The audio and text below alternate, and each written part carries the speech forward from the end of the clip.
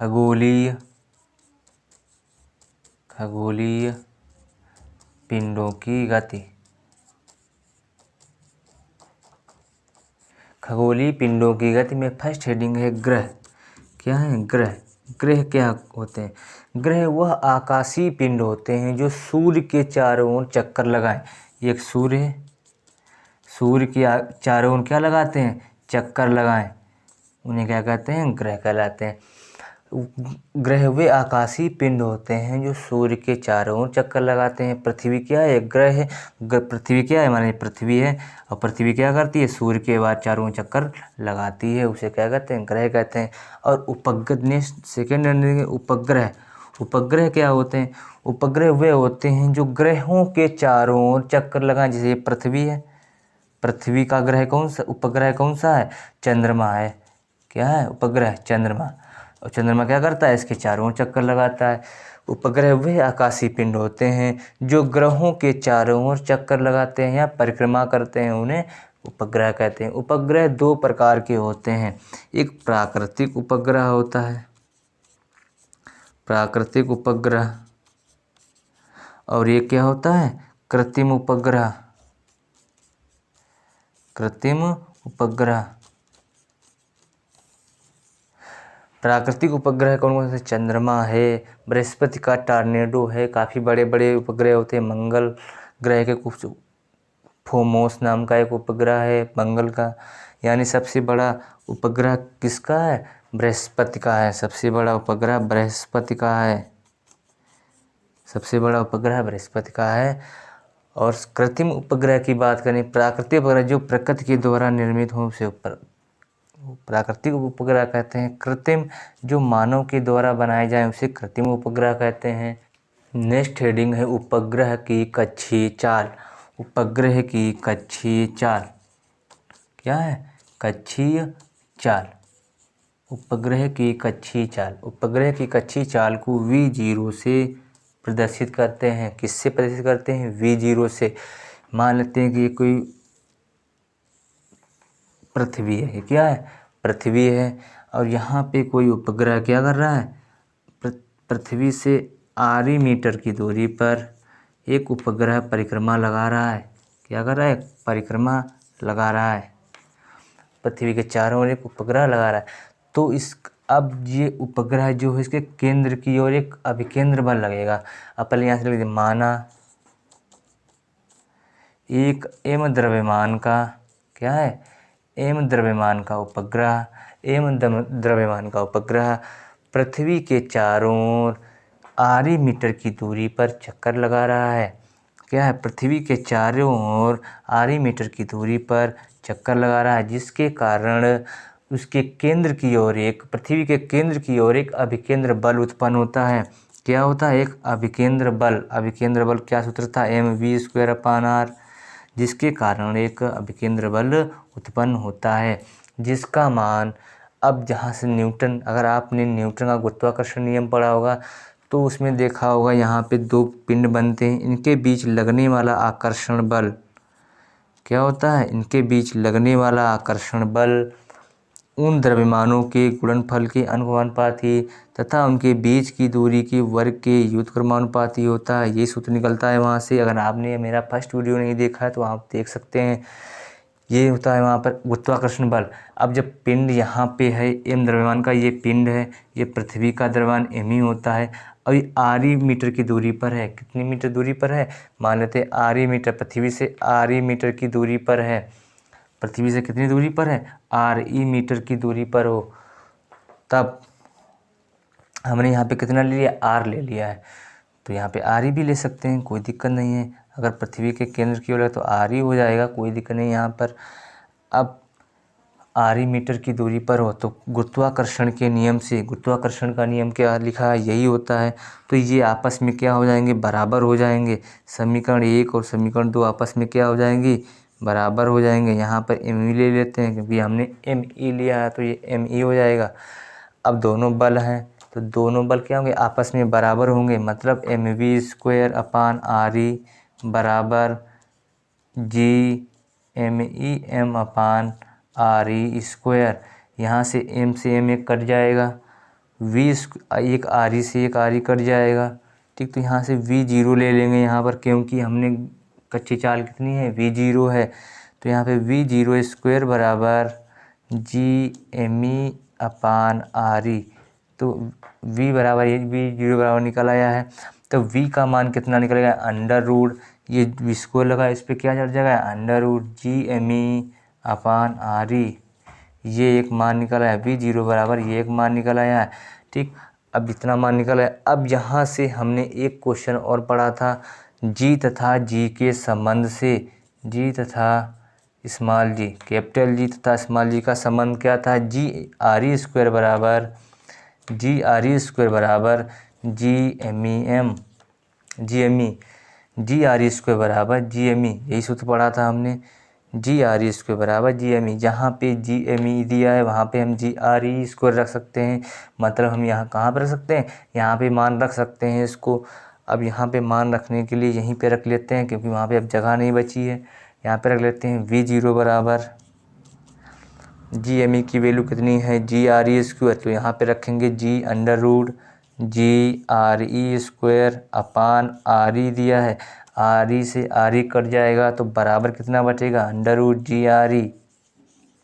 यहाँ से भी एक ये फार्मूला निकला है, एक ये भी फार्मूला है, दोनों फार्मूले याद रखेंगे।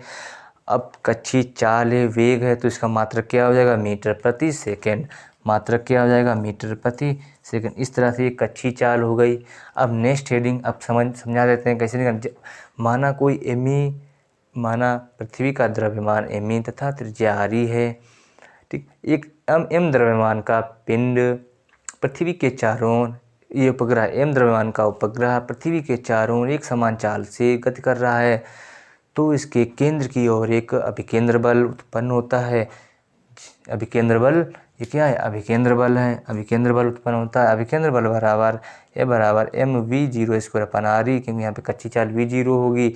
ठीक, यदि उपग्रह RE मीटर की दूरी पर है, पृथ्वी से RE मीटर दूरी पर है, तो इनके बीच लगने वाला आकर्षण बल यानी गुरुत्वाकर्षण बल, इनके बीच लगने वाला गुरुत्वाकर्षण बल क्या है, गुरुत्वाकर्षण बल F बराबर GMEM अपान RE स्क्वायर। अब दोनों बल हैं, ये क्या है, ये दोनों बल हैं, तो आपस में क्या हो जाएंगे, बराबर हो जाएंगे।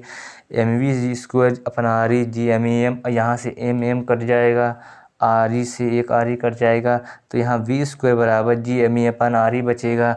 अब यहाँ से इस पे स्क्वायर चढ़ा है, तो इस पे क्या चढ़ जाएगा, अंडर रूट चढ़ जाएगा, ये निकाला। अब हमने इसके पहले वाले वीडियो ने इस चैप्टर नंबर 5 में हमने पढ़ा था G तथा G में संबंध क्या होता है, GRE स्क्वायर बराबर GME होता है। जहाँ पे GME लिखा है वहाँ पे, यहाँ पे लिखा है, तो यहाँ पे हमने रख देंगे GRE स्क्वायर। तो GRE स्क्वायर रखेंगे तो यहाँ पे RE हो जाएगा बराबर GRE। यहाँ से ये मान निकाला है आपने। हेडिंग है पलायन वेग। पलायन वेग वह न्यूनतम वेग होता है, कैसा होता है, वह न्यूनतम वेग होता है। पलायन वेग वह न्यूनतम वेग होता है जब किसी पिंड उपग्रह को ऊर्ध्वाधर दिशा में, क्या ऊर्ध्वाधर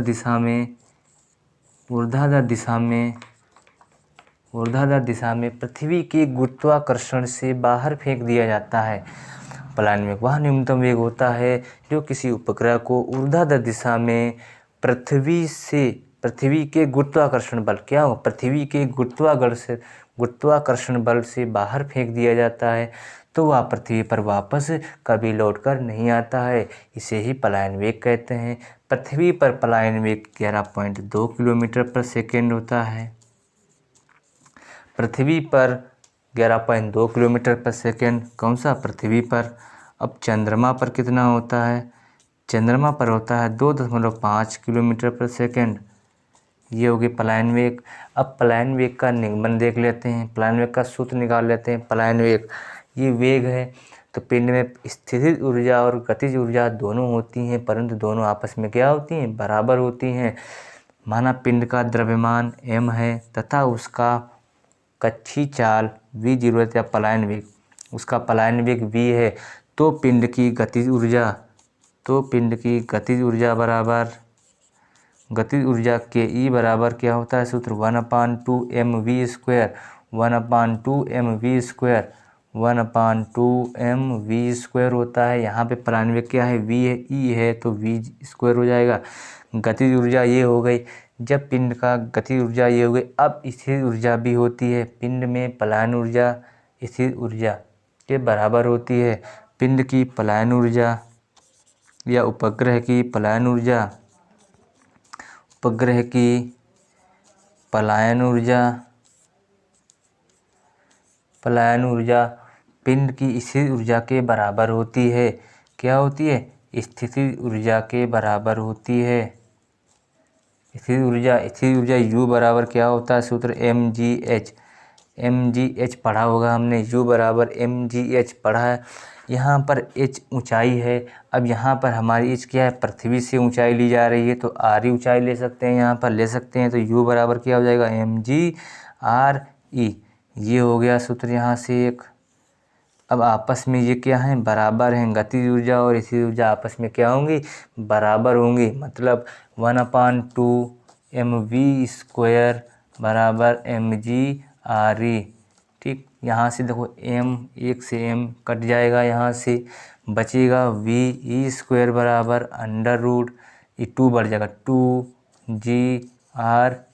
तो ve बराबर हो जाएगा अंडर रूट 2gre। यहाँ से ये एक सूत्र हो गया। ये हमारा क्या है? पलायन वेग का सूत्र है। नेक्स्ट हेडिंग आती है पलायन वेग तथा पलायन कक्षीय चाल में संबंध। नेक्स्ट हेडिंग क्या होती है? पलायन वेग। इसी में बता देते हैं, सिंपल सी बहुत छोटी सी परिभाषा है। पलायन वेग यानी पलायन वेग तथा चाल, कक्षीय चाल कौन सी है? कक्षीय चाल में संबंध। पलायन वेग तथा कक्षीय चाल में संबंध।